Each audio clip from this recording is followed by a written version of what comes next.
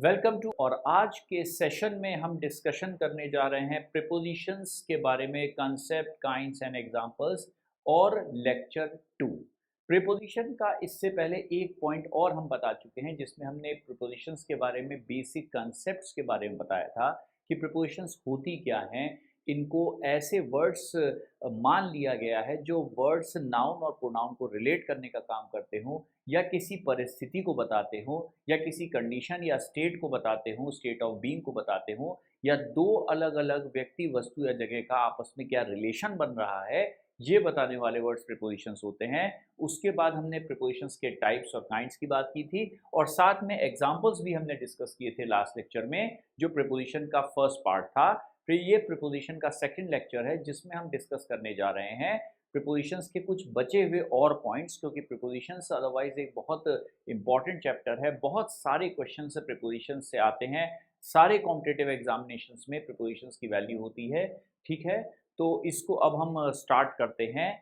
आज के पार्ट में हम प्रीपोजिशन का रिमेनिंग हिस्सा डिस्कस करने जा रहे हैं टुडेज डिस्कशन में। ठीक है, तो let's start.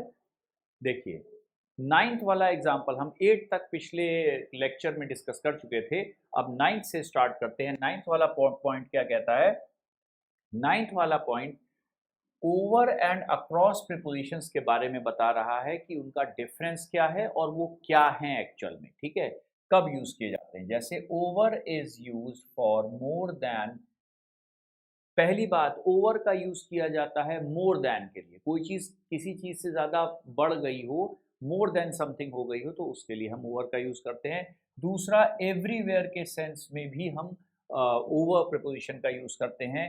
Exceeding the limit के लिए भी यूज करते हैं। कोई चीज अपने लिमिट को क्रॉस करके आगे निकल जाए, जितना उससे माना गया था, जितनी उसकी लिमिट होनी चाहिए थी, उससे बाहर निकल जाए, तो भी हम ओवर हो गया है कह देते हैं कि भाई अब ओवर हो रहा है। कहते हैं बहुत परेशानी हो रही है, बहुत ज़्यादा हो रहा है, इसको बंद करो। तो ओवर का मतलब एक्सीडिंग द लिमिट भी होता है, इसका मतलब फिनिश करना भी होता है, या एंड समथिंग भी होता है। हम कहते हैं भाई नाउ इट्स ओवर, कोई चीज़ खत्म हो गई है तो हम कहते हैं नाउ इट्स ओवर।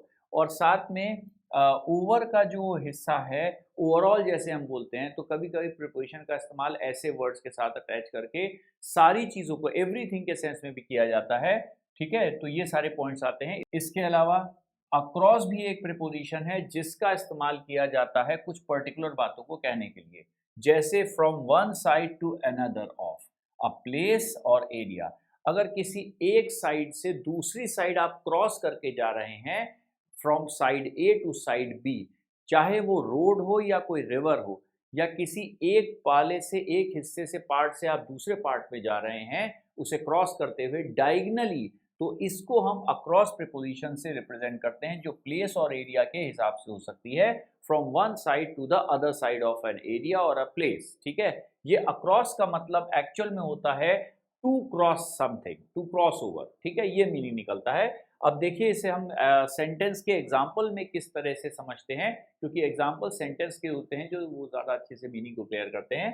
तो पहला पॉइंट है, पहला स्टेटमेंट है इसमें, the plane is flying over the small town. ठीक है, प्लेन जो है वो स्मॉल टाउन मतलब छोटे से कस्बे के ऊपर से होता हुआ गुजर रहा है। इस प्रकार की परिस्थिति को बताने के लिए, कंडीशन को बताने के लिए, प्रोसेस को बताने के लिए ओवर प्रीपोजिशन का यूज होता है। हमने कहा कि एरोप्लेन जो था वो एक छोटे से कस्बे के ऊपर से होता हुआ गुजर गया। तो ऊपर से होता हुआ गुजर जाना, इस प्रकार के एक्शन को, काइंड ऑफ एक्शन को बताने के लिए हम ओवर प्रीपोजिशन को यूज करते हैं, जो इसका बेसिक मीनिंग है। ठीक है, इसके बाद सेकंड आ गया, they took a boat across the river. अब देखिए, अगले वाले में अक्रॉस का एग्जांपल है, they took a boat across the river means, मान लीजिए कि ये रिवर है और ये है ए और ये है बी साइड, यहां से इधर पहुंच जाना, that is across, to cross. ठीक है, they took a boat across the river, that means कि उन्होंने एक बोट ली अक्रॉस द रिवर, मतलब रिवर को पार करने के लिए उन्होंने एक बोट का इस्तेमाल, मतलब नाव का इस्तेमाल किया। ठीक, इसी तरह से थर्ड वाले एग्जांपल में देखिए, that is I saw them walking across the narrow street. मैंने उन्हें एक पतली सी सकरी सी गली में जो है देखा वॉक करते हुए, कि उसमें वो उसे अक्रॉस कर रहे थे, means they were crossing the narrow street, ठीक है, ये मीनिंग निकलता है।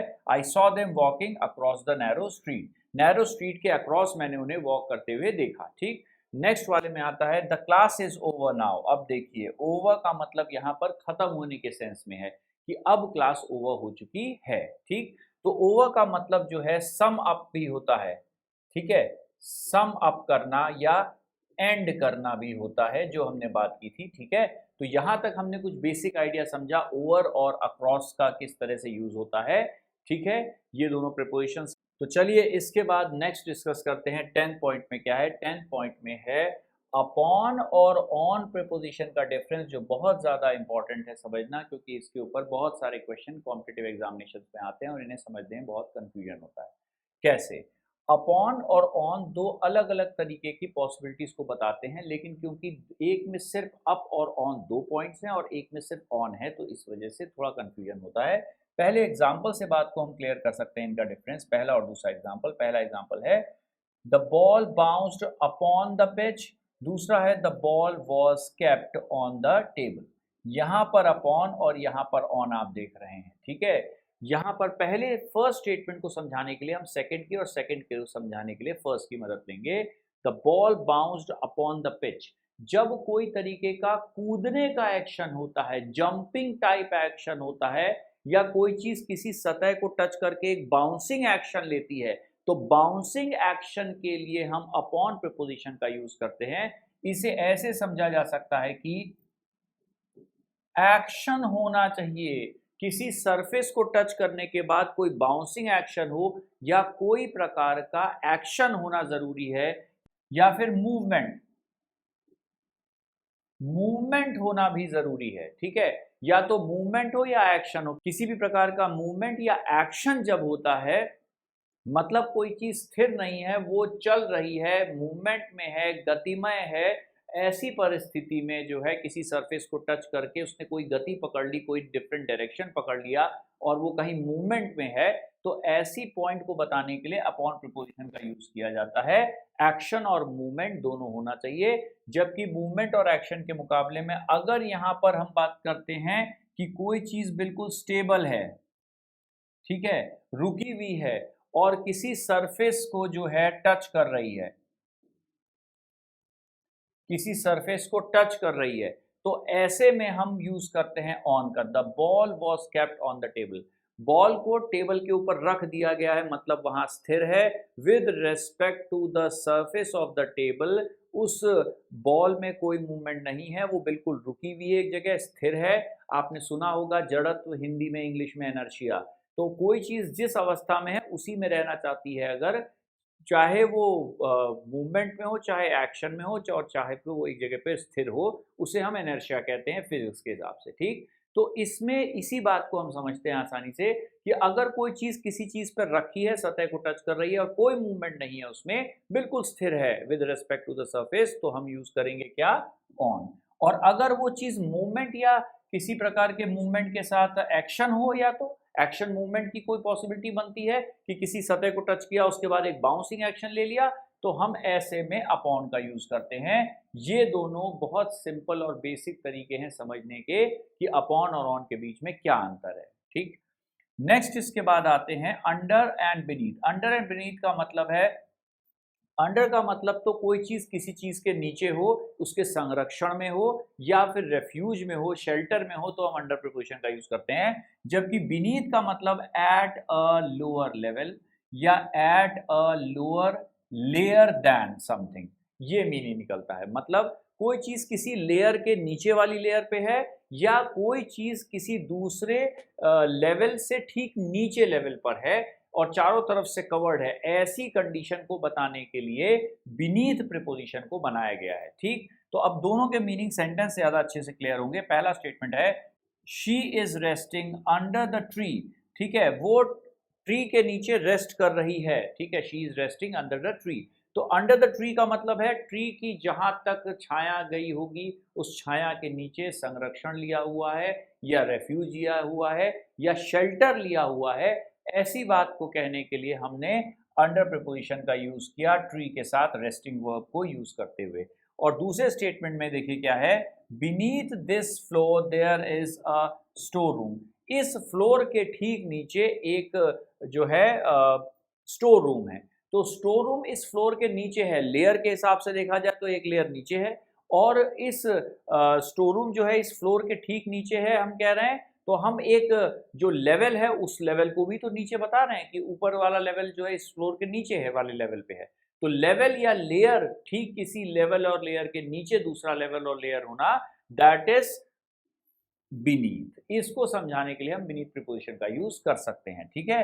नेक्स्ट है, थर्ड एग्जांपल है, ही इज अंडर एज। तो अंडर का मतलब एक जगह पर किसी लेवल से नीचे होना भी होता है, लेकिन यहां पर एज के सेंस पे बात की गई है। ही इज अंडर एज मतलब अभी वो व्यक्ति इस एज का लायक नहीं हुआ है कि वो उस पर्टिकुलर कार्य को अंजाम दे सके। जैसे ड्राइविंग लाइसेंस के लिए हम कहते हैं, अगर कोई अंडर एज है, मीन्स अभी उसकी एज इतनी नहीं हुई है कि उसे ड्राइविंग लाइसेंस के लिए वो एलिजिबल हो और उसका टेस्ट लिया जाए और ड्राइविंग लाइसेंस उसको मिल जाए, वो अंडर एज है। मीन्स अभी उसने ड्राइविंग लाइसेंस के लेवल तक जो एज होती है वो एक्वायर नहीं की है, 2-3 साल अभी उसमें 6 महीने बचे हुए हैं, ठीक। तो यहाँ पर किसी लिमिट को एक्सीड करने से कम में अगर कोई चीज है, उस लेवल पे नहीं पहुंच पाया है, अभी उसे रीच नहीं पहुंच पाया है, तो भी अंडर प्रीपोजिशन का यूज हम कर सकते हैं, ठीक है। तो यहाँ पर देखिए हमने अपॉन और ऑन का डिफरेंस, बीनीथ और अंडर का डिफरेंस देखा एग्जांपल्स के थ्रू। नेक्स्ट आते हैं हम इसके बाद 12th वाले पे। तो 12th वाला क्या कहता है, ऑफ प्रीपोजिशन, जो सबसे इंपॉर्टेंट प्रीपोजिशन है। आपको पता है कि इंग्लिश में सारी प्रीपोजिशंस की डेफिनेशन ऑफ से ही होके गुजरती हैं। हमने जब कहा था कि नाउन और प्रोनाउन को यूज करके उन दोनों को रिलेट करने वाले जो वर्ड्स होते हैं उनको प्रीपोजिशन कहते हैं, तो ये जो डेफिनेशन प्रीपोजिशन की है ये ऑफ प्रीपोजिशन से ही आई है।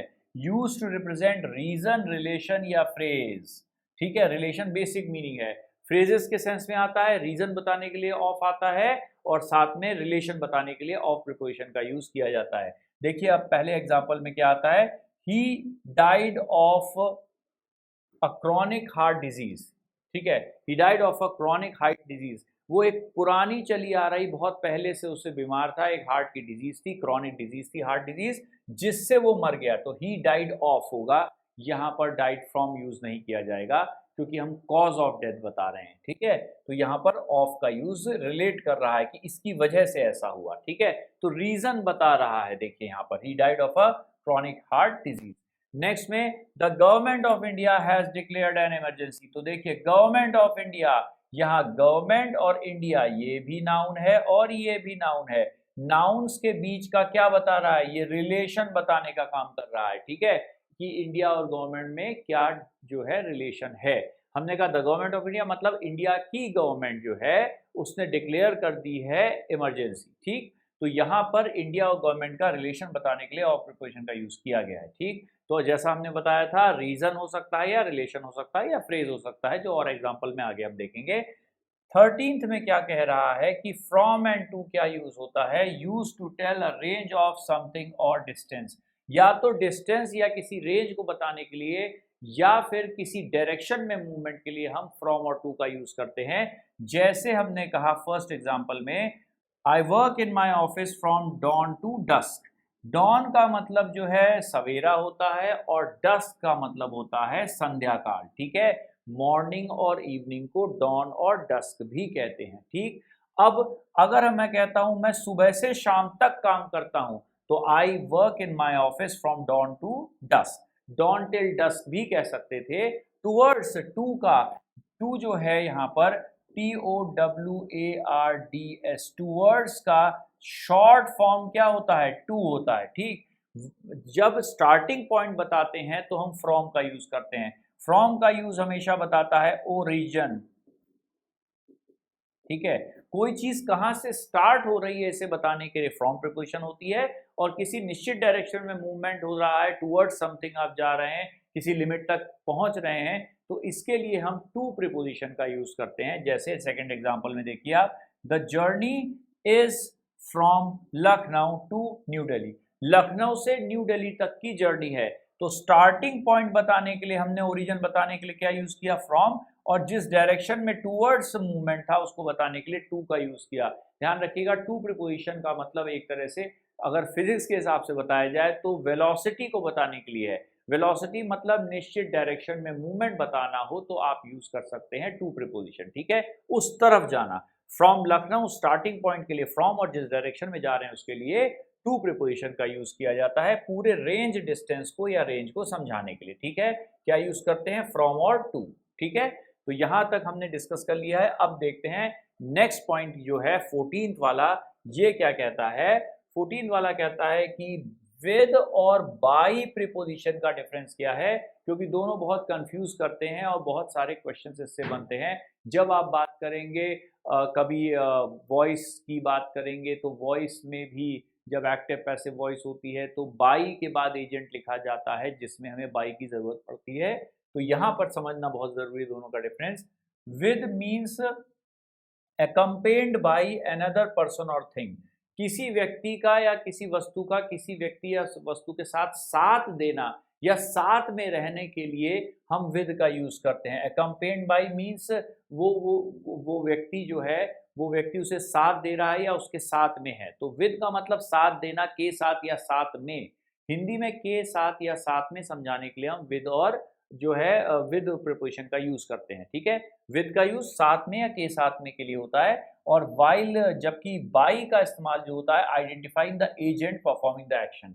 बाई प्रीपोजिशन का मतलब होता है उस एजेंट या व्यक्ति के बारे में बात करना जो उस एक्शन को अंजाम दे रहा है या उस एक्शन को कर रहा है। ये एक्शन, ये बात, ये एक्टिविटी किसके द्वारा की गई है बताना हो तो द्वारा को समझाने के लिए इंग्लिश में बाय प्रीपोजिशन को यूज किया गया है to identify the agent performing the action. Action को परफॉर्म करने वाले एजेंट को पहचानने के लिए बाय प्रीपोजिशन को बनाया गया है। देखिए अब एग्जांपल पे आते हैं। फर्स्ट वाला क्या कहता है, आई राइट विद अ पेंसिल। मैं पेंसिल से लिखता हूं या पेंसिल के साथ लिखता हूं या पेंसिल का यूज करता हूं। तो यहाँ पर विद का इस्तेमाल किया गया है राइट की बात को पेंसिल से जोड़ने के लिए। सेकेंड वाले में He went on a vacation with his family। देखिए वो वैकेशन पे गया, किसके साथ गया? फैमिली के साथ गया। तो मैंने जैसे बताया था कि साथ में या के साथ बताने के लिए हम विद प्रीपोजिशन का यूज करते हैं। तो वैकेशन पे तो गया ही, लेकिन किसके साथ? फैमिली के साथ। तो इसे के साथ को बताने के लिए विद का यूज किया गया। थर्ड वाले में he goes to office by car, वो ऑफिस जाता है कार से। तो यहाँ पर जिस चीज का इस्तेमाल वहां पहुंचने के लिए किया गया उसके लिए हमने बाय का यूज किया। बाय कार आपने सुना होगा, he came by car, by taxi, by cab हो गया, बाय ट्रेन हो गया। तो जिस व्हीकल का इस्तेमाल, जिस जो वाहन का प्रयोग आपने किया वहां तक पहुंचने के लिए, उसके लिए हमने बाय प्रीपोजिशन का यूज करना होता है, ठीक। जबकि इसी बात के लिए अगर हम के साथ या साथ में बोलना चाह रहे हैं तो विद का यूज करेंगे। नेक्स्ट में he was killed by a terrorist, उसे एक टेररिस्ट के द्वारा मार दिया गया। तो जो मर्डरर था जिसके द्वारा उस कार्य को अंजाम दिया गया, चाहे वो अच्छा या बुरा कार्य था, हमने बाय का यूज किया, ठीक है। किल्ड बाय अ टेररिस्ट, क्योंकि इंसानों के सेंस में संदर्भ में, इंसानों के संदर्भ में हम बाय का यूज करते हैं और वस्तुओं के लिए ज्यादा विद का यूज किया जाता है, ठीक है। अब देखिए इसके बाद हम आते हैं कुछ प्रीपोजिशंस के एग्जांपल्स जो इनके मीनिंग्स को और अच्छे से क्लियर करेंगे। कुछ एग्जांपल्स हम देख ले रहे हैं जनरल कंडीशंस को समझने के बाद। जो कोई कसर रह गई है वो इससे अच्छे से पूरी हो जाएगी। जो पॉइंट्स कुछ रह गए हैं, जो दिमाग में क्वेश्चंस हैं, कंफ्यूजन है, वो इस एग्जाम्पल जो है ये इनसे क्लियर हो जाएंगे। देखिए पहला एग्जाम्पल क्या कहता है प्रीपोजिशंस का। माई फ्रेंड लिव्स एट महानगर इन लखनऊ। अब जब हम बात करते हैं सिटी की, शहर, बड़ा मेट्रोपॉलिटन सिटी है, कोई बड़ा शहर है, तो हम यूज क्या करते हैं? इन। और अगर हम लोकेलिटी की बात करते हैं, लोकेलिटी के लिए यूज होता है एट। छोटी जगह और बड़ी जगह दोनों का जिक्र करना हो तो बड़ी जगह के लिए हम इन और छोटी के लिए एट का यूज करेंगे। हमेशा ध्यान रहे, इन हमने कहा लखनऊ, इन दिल्ली, इन इंडिया। और छोटी जगह कस्बे या शहर की जगह पर मुकाबले में हम बात कर रहे हैं किसी पर्टिकुलर एरिया या लोकेलिटी की, उस शहर के अंदर, कस्बे के अंदर, मेट्रोपॉलिटन सिटी के अंदर, तो हम एट का यूज करेंगे। क्योंकि एट क्या रहा है? एट महानगर। महानगर एक लोकेलिटी है जो लखनऊ में है, ठीक। तो लोकेलिटी के लिए एट और बड़ी जगह के लिए इन का यूज किया जाता है। नेक्स्ट सेंटेंस में सेकंड में, we all are in the examination hall. In का मतलब एक मतलब इनसाइड भी होता है, ठीक है। चारों तरफ से कवर्ड एक प्रेमाइसिस के अंदर आप बैठे हैं, एक हॉल में बैठे हैं और एग्जाम दे रहे हैं, तो यहाँ इनसाइड के सेंस के लिए शॉर्ट फॉर्म इन यूज किया जाता है। थर्ड में देखिए, I called him at 10 AM for the meeting. देखिए अब आपने किसी को कॉल किया, समय बताने के लिए आपने एट का यूज किया, एट 10 AM 5 AM जो भी टाइम रहा होगा, और जिसके लिए बुलाया गया उसके लिए फॉर। तो फॉर क्या बताता है? रीजन बताता है, ठीक है। कारण बताने के लिए हम फॉर प्रीपोजिशन का यूज करते हैं। किसके लिए बुलाया गया? मीटिंग के लिए बुलाया गया, ठीक। इसके बाद देखते हैं हम नेक्स्ट क्या है, फोर्थ वाला, what is the problem with your brother? तुम्हारे भाई के साथ क्या समस्या है? हिंदी में भी लोग ये पूछते हैं, ये बात करते हैं तो हिंदी में ऐसे ही बोला जाता है। तो विद का इस्तेमाल जो है यहाँ पर व्यक्ति के लिए कहा गया है, प्रॉब्लम और ब्रदर वर्ड को जोड़ने के लिए, कि तुम्हारे भाई के साथ क्या समस्या है। तो के साथ के लिए विद का यूज भी होता है जब प्रॉब्लम या किसी व्यक्ति के संदर्भ में बात की जाती है तब। फिफ्थ वाले में देखिए, I place my bag on the table. यहाँ ऑन का यूज क्यों किया गया? क्योंकि प्लेस कर दिया गया है, वहां पर उस सरफेस पे रख दिया गया है बैग। कोई बैग में रखने के तत्पश्चात कोई मूवमेंट, उसके बाद कोई मूवमेंट या कोई एक्शन नहीं है, स्टेबिलिटी है, इसलिए ऑन का यूज किया गया, ठीक है। सिक्स में देखते हैं, I met my friend in या एट द पार्टी। दोनों ही सेंटेंस में यूज सही किए गए हैं। इन और पार्टी और एट द पार्टी कहा जाए, इन पार्टी कहा जाए, बात एक ही है, लेकिन थोड़ा सा स्लाइड सा अंतर ये हो जाता है। At the party means location के सेंस में आ जाता है, और इन द पार्टी अगर आप कहते हैं मतलब शायद पार्टी, किसी पार्टी में मुलाकात हुई, पार्टी के अवसर में मुलाकात हुई, बड़े प्रेमाइसेस में पार्टी हो रही थी, हॉल में या कहीं पंडाल लगा था और चारों तरफ से कवर्ड था। तो इस सेंस में आप बात करते हैं तो आप इनका यूज करते हैं, और आप लोकेशन के सेंस में बात करते हैं तो आप एट का यूज भी कर सकते हैं, ठीक है। तो इन और एट इस सेंटेंस में दोनों ही सही बैठेंगे, चाहे इन का यूज करें चाहे एट का यूज करें। नेक्स्ट वाले में the ball bounced upon the pitch वाला एग्जांपल इससे साथ रखा गया है। ऑन द बैग यहाँ पर स्टेबिलिटी थी और यहाँ पर अपॉन द पिच है, ठीक है। तो पिच पे पड़ के बॉल ने बाउंस लिया होगा, ठीक है। तो इन दोनों को कंपैरिजन के रूप में फिर से साथ में रखा गया है। एग्जांपल थोड़ा कंफ्यूजन था इसलिए दोबारा रख के हमने क्या किया, उसे क्लैरिफाई किया कि देखिए इन, एट, अपॉन और ऑन, ये चारों पॉइंट्स एक साथ हैं, ध्यान से देख लीजिए। सरफेस को टच करना, सरफेस को टच करके कोई मूवमेंट करना, और उसके सेंस में किसी लोकेशन पे होना या किसी प्रेमाइसिस के चारों तरफ से कवर्ड किसी चीज के अंदर होना। चारों का डिफरेंस इन 5, 6 और 7 स्टेटमेंट में क्लियर ऑफ हो जाता है, ठीक। अब इसके बाद देखते हैं नेक्स्ट पॉइंट। एट्थ वाला पॉइंट क्या कहता है, सेंटेंस क्या कहता है, the cat jumped upon the mice. देखिए अपॉन को और एक्सप्लेन करने के लिए, बिल्ली चूहों पर जो है कूदी, तो जब उसने कूदने का एक्शन है, देखिए हमने बताया था मूवमेंट होगा तो यूज किया जाएगा अपॉन, इसीलिए यहाँ पर the cat jumped upon the mice है, तो यहाँ पर अपॉन का यूज किया गया, बिल्कुल सही है। यहाँ ऑन का यूज हम करते तो सेंटेंस गलत हो जाता। नेक्स्ट में the ball came on to the bat. अब देखिए यहाँ एक न्यू प्रीपोजिशन आ गई है, नई प्रीपोजिशन आ गई है, ऑन प्लस टू। अगर कोई चीज किसी जगह पे एक्शन पे हो और वो किसी सरफेस को टच करे, उसके बाद निश्चित डायरेक्शन में मूवमेंट हो जाए, मतलब उसका जो डायरेक्शन है वो कोई स्पेसिफिक हो जाए, ठीक है। तो स्पेसिफिक डायरेक्शन बताना हो, अगर खास डायरेक्शन बताना हो, तो ऑन के साथ टू मिला करके एक नया प्रीपोजिशन बना दिया जाता है, that is on to. The ball came on to the bat, हम कह रहे हैं कि बॉल जो है वो जैसे ही उसने टप्पा खाया उसके बाद वो किसी सीधे बल्ले पे आ गई। तो हम जब कमेंट्री में सुनते हैं कि बॉल बल्ले पे आ गई, तो इंग्लिश में the ball came on to the bat होता है। ऑन और टू को मिला करके किसी चीज को, सरफेस को टच करने के मूवमेंट के बाद वो किसी निश्चित डायरेक्शन में मूवमेंट कर दे ऑब्जेक्ट, तो ऑन टू प्रीपोजिशन ऑन और टू को मिला करके बनता है, ठीक। नेक्स्ट है 10th वाला सेंटेंस, कहता है we have to climb up या we have to climb down the stairs. सीढ़ी चढ़ना या उतरना हम बोलते हैं, तो स्टेयर्स तो वहीं के वहीं वो वर्ड रहता है, लेकिन उसके साथ क्या ऐड हो जाता है, अप और डाउन। अप का मतलब ऊपर जाना और डाउन का मतलब नीचे उतरना, बस क्लाइंब वर्ड सेम रहेगा। क्लाइंब के साथ अप लगाएंगे तो सीढ़ी चढ़ना हो गया, क्लाइंब के साथ डाउन लगाएंगे तो सीढ़ी उतरना हो गया, स्टेयर्स मतलब सीढ़ियां, ठीक है। तो क्लाइंब के साथ अप और डाउन दोनों का यूज किया जा सकता है, सीढ़ी चढ़ना या उतरने बताने के लिए ये दोनों प्रिपोजिशन आती है। 11th वाले में देखते हैं, the earth revolves round the sun, मतलब सर्कुलर मूवमेंट में जो अर्थ है वो सन के चारों तरफ एक सर्कुलर मूवमेंट में घूमती है राउंड द सन। सर्कुलर का मतलब एक राउंड सेंस में, राउंड मतलब सर्कुलर सेंस में। और हम इसे अराउंड भी बोल सकते थे, चारों ओर घूमती है कह सकते हैं, तो उसमें हम अराउंड का यूज भी कर सकते हैं। ठीक है, तो यहाँ पर अराउंड या राउंड दोनों ही सही बैठेगा। फिलहाल अराउंड का यूज की जगह पर राउंड का यूज किया गया, जिसका मतलब है एक सर्कुलर ऑर्बिट में, जो नियर अबाउट सर्कुलर ऑर्बिट में अर्थ सन के चारों तरफ रिवॉल्व करती है, ठीक, घूमती है।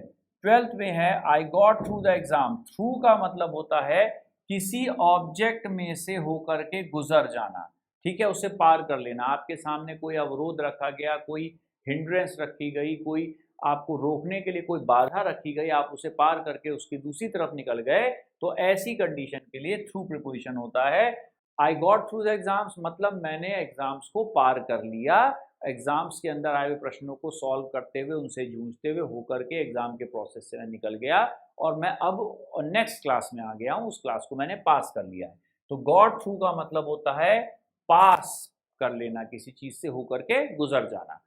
नेक्स्ट है read the para given above and answer the questions given below. अब यहाँ देखिए अबव और बिलो प्रीपोजिशन कितने इंपॉर्टेंट होते हैं और ये कहाँ यूज होते हैं। जब आप पैरा जंबल्स या पैसेजेस को सॉल्व करते हैं तो वहां बकायदा यही इंस्ट्रक्शन लिखा होता है, read the above mentioned para या read the para given above and answer the questions given below. ऊपर दिए हुए पैसेज को या पैराग्राफ को आप पढ़ें और नीचे दिए गए प्रश्नों का सॉल्यूशन ढूंढें या उन्हें सॉल्व करें।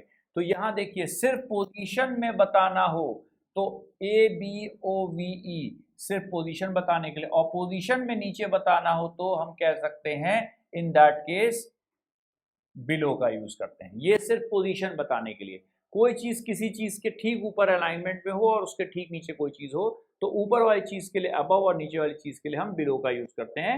Read the para given above and answer the questions given below. ऊपर लिखे गए पैराग्राफ पढ़िए और नीचे दिए गए क्वेश्चंस हैं उनको सॉल्व करिए, ठीक है। तो यहाँ पर सेंटेंस में सिर्फ पोजीशन के लिए हम अबव और बिलो का यूज करते हैं, ठीक है। इसके बाद देखते हैं नेक्स्ट क्या 14th वाला पॉइंट क्या कह रहा है।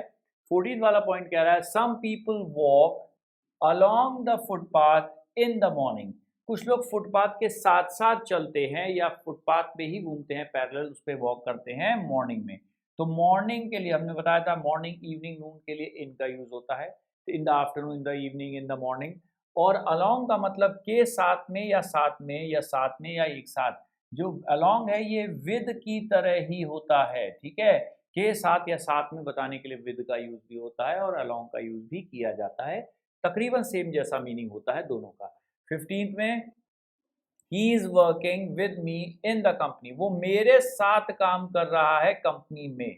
तो कंपनी में काम करने के लिए आपने इनका यूज किया और मेरे साथ में, तो देखिए यही इसी तरह से है कि साथ में या के साथ के लिए अलोंग भी आ सकता है और विद का यूज भी किया जा सकता है। लेकिन कंपनी में काम करता है, मेरे साथ काम करता है, तो हम फिर अलोंग नहीं विद का यूज करते हैं। जबकि अलोंग का मतलब फुटपाथ के साथ साथ चलने के सेंस में है, मतलब फुटपाथ के जो रेलिंग है उसी के साथ साथ चलने में, जो सर्विस लेना है उसी में चलना, ठीक है। 16th वाले में देखते हैं she came across a difficult question. यहाँ पर अक्रॉस का मतलब वैसे तो साइड ए से साइड बी जाना होता था, रिवर को या रोड को क्रॉस करना, लेकिन इसका एक मतलब और भी हो सकता है कोई चीज से आप टकरा गए, आमना सामना हो गया, तो वो भी अक्रॉस होता है। She came across a difficult question, वो एक मुश्किल क्वेश्चन से उसका आमना सामना हो गया, एक मुश्किल क्वेश्चन उसके सामने पड़ गया या आ गया। 17 में switch off the fan before you leave the room, room से जाने से पहले आप जो है फैन को स्विच ऑफ कर देंगे। जब आप कहते हैं स्विच ऑफ का मतलब यहां पर हो गया डिस्कनेक्शन, डिस्कनेक्शन कर देना या कट ऑफ, ठीक है। तो ध्यान रखिएगा OFF का मतलब होता है किसी चीज को काट देना, अलग कर देना या दूर कर देना, इसीलिए OFF स्विच ऑफ का मतलब है डिस्कनेक्शन। जब आप स्विच ऑफ करते हैं तो वो करंट का जो फ्लो होता है वो रुक जाता है, वो जो है डिस्कनेक्ट हो जाता है वायर कुछ समय के लिए, इसलिए सेंटर जो पंखा होता है या जो भी लाइट होती है जो होती है वो स्विच ऑफ हो जाती है, बंद हो जाती है, ठीक है। तो यहाँ पर स्विच OFF का मतलब अलग कर देना या कट ऑफ से होता है। नेक्स्ट में the plane takes off in 50 minutes. देखिए फिर से OFF आ गया। OF का मतलब तो रिलेट करना होता है, OFF का मतलब अलग करना होता है। प्लेन क्या होता है, रन अवे पे दौड़ा, उसके बाद धीरे से उसने टेक ऑफ कर लिया। ठीक, तो ये दौड़ते हुए टेक ऑफ करना, इस तरह से ऊपर उठना, मतलब ग्राउंड को छोड़ देना, इसके लिए हम टेक ऑफ प्रीपोजिशन का यूज करते हैं। OFF वर्ब के साथ मिला करके यूज किया जाता है एक फ्रेज की तरह। 19th वाले में है he is an out of the box thinker. Out of the box thinker का मतलब है कि यहाँ पर ये एक फ्रेज की तरह यूज किया गया है। आउट ऑफ द बॉक्स जो वर्ड है इसका मतलब है क्रिएटिव होना। अगर आप कहते हैं कि वो व्यक्ति एक out of the box thinker है, मतलब वो व्यक्ति बहुत क्रिएटिव है, इमेजिनेटिव है, और वो एक बंद करके संकीर्ण मानसिकता में, या आप कह सकते हैं कि एक नैरो माइंडेडनेस में वो जीता नहीं है, हमेशा क्रिएटिव है, नई नई बातें सोचता है, नई नई बातें सामने लाता है, इमेजिनेटिव है, और इस प्रकार के व्यक्ति को हम out of the box so thinker कहते हैं। मतलब ऐसा व्यक्ति जो एक संकीर्ण मानसिकता से ग्रसित नहीं है और बहुत नई नई चीजें सोचता है। ठीक है, नेक्स्ट में 20th कहता है ही सिटिंग नेक्स्ट टू मी। अब देखिए नेक्स्ट के बाद टू का यूज किया गया है।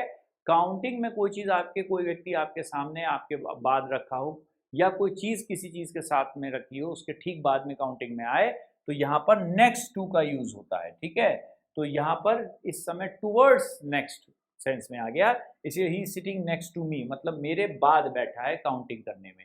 तो बाद के लिए भी कई बार नेक्स्ट के साथ टू प्रीपोजिशन का यूज किया जाता है। ठीक है, अब देखिए यहाँ पर हमने इतने सारे प्रीपोजिशंस के बारे में बात की कि किस तरह से सेंटेंसेस में आते हैं, क्योंकि एग्जांपल्स देखने जरूरी होते हैं। अब देखिए 21st से 28th स्टेटमेंट हैं, ये भी कुछ बहुत अच्छे एग्जांपल्स बता रहे हैं, इनको हम देखते हैं। कुछ बचे हुए प्रीपोजिशन जो हैं उनके डिफरेंसेस को और अच्छे से क्लियर कर लेते हैं। तो देखिए 21st में क्या है, let's distribute these sweets among these 5 kids. अब यहाँ पर आप देखिए न्यूमेरिकल वैल्यू क्या लिखी है, 5 लिखी हुई है। ठीक है, लेट्स डिस्ट्रीब्यूट दी स्वीट्स, चलो भाई स्वीट्स मतलब इन मिठाइयों को या स्वीट्स को, टॉफीज को बांट देते हैं इन 5 बच्चों में। तो जब कभी 3 या 3 से ज्यादा की बात का जिक्र होता है तो हमने बात की थी क्या यूज होता है, अमंग प्रीपोजिशंस। ठीक है, तो अमंग का यूज हमेशा होता है वितरण करना हो, बांटना हो, डिस्ट्रीब्यूट करना हो, डिवाइड करना हो। लेकिन अगर जिन लोगों में डिवाइड करना है, जिन बच्चों में, लोगों में, पीपल में, उनकी संख्या 3 या 3 से ज्यादा है, तो हम क्या यूज करते हैं, हम अमंग का यूज करते हैं। लेकिन उसी के मुकाबले में देखिए यहाँ क्या चेंज आ जाता है, let's distribute the sweets between the two of us. जब दो लोगों की बात की जाती है, तो दो लोगों में ही कोई चीज अगर बांटनी हो, चाहे वो कितनी भी संख्या हो, लेकिन अगर दो लोगों के अंदर है बांटी जा रही है, पक्ष दो हैं, पार्टीज दो हैं, या दो लोगों के बीच में कोई चीज को आप बांट रहे हैं, तो आप ऐसी कंडीशन में क्या यूज करेंगे, आप बिटवीन का यूज करेंगे, फिर अब अमंग का यूज नहीं कर सकते हैं। ठीक है, तो ये डिफरेंस है। अमंग 5 के लिए है, मतलब 3 या 3 से ज्यादा के लिए, और 2 के लिए हम बिटवीन का यूज करते हैं। ठीक, ये इसका बेसिक डिफरेंस है।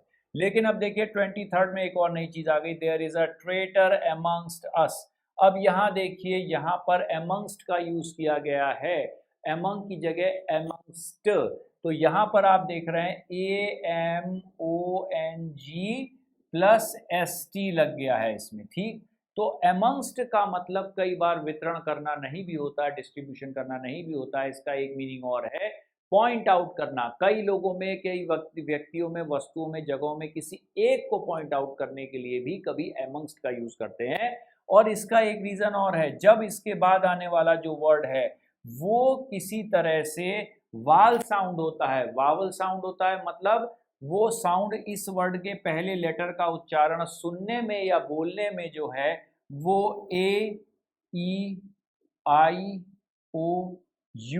इन साउंड्स से, मतलब स्वर से, हिंदी में स्वर और इंग्लिश में वाल साउंड कहा जाता है, इनसे टैली कर जाता है अगर, तो ऐसी कंडीशन में हमेशा अमंग के बाद ST ऐड कर दिया जाता है, क्योंकि अस वर्ड को बोलते ही अ का साउंड आ रहा है, जो वाल साउंड है, जो स्वर की कैटेगरी में आता है। और स्वर मतलब हम कह सकते हैं वाल साउंड्स। तो वाल साउंड के आने पर AEIOU से टैली करते हुए ही हमेशा अमंग की जगह पर अमंगस्ट यूज किया जाएगा। ठीक है, ये ध्यान रखिएगा, ये साउंड से रिलेटेड मीनिंग है, एग्जैक्टली ग्रामर से रिलेटेड नहीं है। ठीक है, जबकि सिर्फ डिस्ट्रीब्यूशन की बात होती है तो 2 के लिए बिटवीन, 2 से ज्यादा के लिए अमंग का यूज होता है।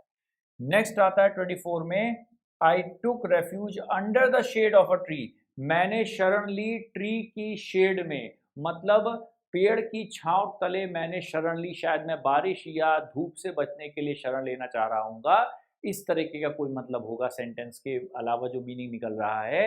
तो यहाँ पर हम देख रहे हैं under the shade of a tree, तो यहाँ अंडर भी क्या है, संरक्षण प्राप्त करने के लिए यूज किया गया प्रीपोजिशन है। इससे पहले भी इसका एग्जाम्पल आ चुका है।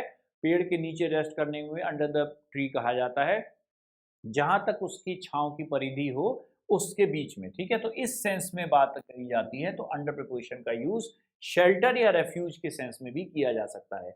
नेक्स्ट है 26 में, the river is flowing under the bridge. और हाँ, एक और इम्पॉर्टेंट बात, अंडर प्रीपोजिशन का एक मतलब जो है मूवमेंट से रिलेटेड भी होता है।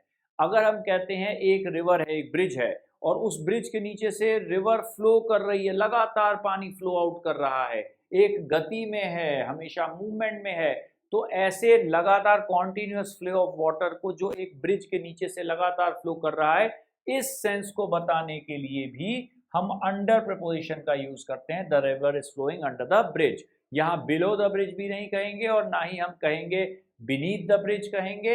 यहाँ पर तो अंडर प्रपोजिशन का ही यूज किया जाएगा, क्योंकि मूवमेंट को दर्शाने के लिए अंडर प्रपोजिशन का यूज किया जाता है। ठीक, स्थिर के लिए भी होता है और मूवमेंट के लिए भी होता है। ये दो अलग अलग कैटेगरीज के मीनिंग देता है, क्योंकि ये अंडर प्रिपोजिशन है। ठीक है, 27th वाले में, we don't know the cause of death. अब देखिए, हमें कॉज ऑफ डेथ नहीं पता, किन्हीं कारणों से उस व्यक्ति की मृत्यु हुई, तो कॉज के साथ जब डेथ वर्ड लिखा जाएगा तो हमेशा ऑफ का यूज किया जाता है। हमने बात की थी डिजीजेस की वजह से भी किसी की अगर डेथ होती है तो ऑफ का यूज किया जाता है, जबकि किसी चीज से कष्ट पाने के लिए हम कहते हैं तो हम फ्रॉम प्रिपोजिशन का यूज करते हैं, क्योंकि वहां पर वर्ड कॉज ऑफ नहीं होता है, वहां पर होता है सफरिंग फ्रॉम।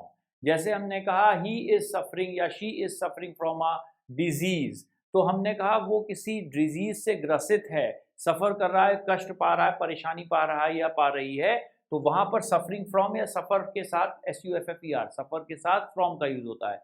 और कॉज के साथ हमेशा डेथ का यूज होता है, जब तब हमेशा ऑफ का यूज होता है। ठीक है, तो कॉज ऑफ डेथ कहते हैं, हमें पता नहीं है द कॉज ऑफ डेथ, किसी कारणों से मृत्यु हुई, ये हमें नहीं पता है, तो यहाँ पर फ्रॉम ऑफ डेथ नहीं होगा, यहाँ ऑफ का ही यूज किया जाएगा कॉज और डेथ दोनों शब्दों के साथ। और लास्ट स्टेटमेंट है, in my opinion he is a nice person. अगर मुझसे पूछे तो वो एक व्यक्ति अच्छा इंसान है, अच्छा व्यक्ति है। तो देखिए, इन माई ओपिनियन एक तरीके का फ्रेज है, जैसे आपने सुना होगा अकॉर्डिंग टू। तो इसी तरीके से जब खुद के लिए बात करते हैं कि मेरे समझ से बोलो, मेरे हिसाब से कहो, मेरे व्यू पॉइंट से कहो, या मेरे तरीके से सोच के बोलो, तो भाई ऐसा है वैसा है, जो भी मैं बोलना चाह रहा हूँ, मेरी ओपिनियन। तो मेरी राय जब आप बोलते हैं तो उसमें हम इन माई ओपिनियन कहते हैं। यहाँ at my opinion, on my opinion कुछ नहीं यूज होगा, हमेशा इनका ही यूज होगा। खुद के लिए बोलते हैं तो हमेशा इन माई ओपिनियन का यूज करिए, और बाकी चीजों के लिए आप अकॉर्डिंग टू का यूज कर सकते हैं। इसके अलावा खुद के लिए हमेशा in my opinion best phrasal preposition रहता है, क्योंकि देखिए इसमें 3 वर्ड है, इन माई ओपिनियन, तब मीनिंग क्लियर हो पा रहा है। ठीक है, तो देखिए हमने आज प्रिपोजिशंस के बचे हुए कितने सारे एग्जांपल्स, कितने तरीके के सेंटेंसेस में क्या डिफरेंस आता है, किस तरह से अलग अलग प्रिपोजिशन या मिलती जुलती प्रिपोजिशंस होती हैं, इनके बारे में आज हमने बात की। आज के सेशन के लिए ये चीज़ें काफ़ी हैं। ठीक है, तो हमारे साथ बने रहिएगा। ठीक है, thank you and take care.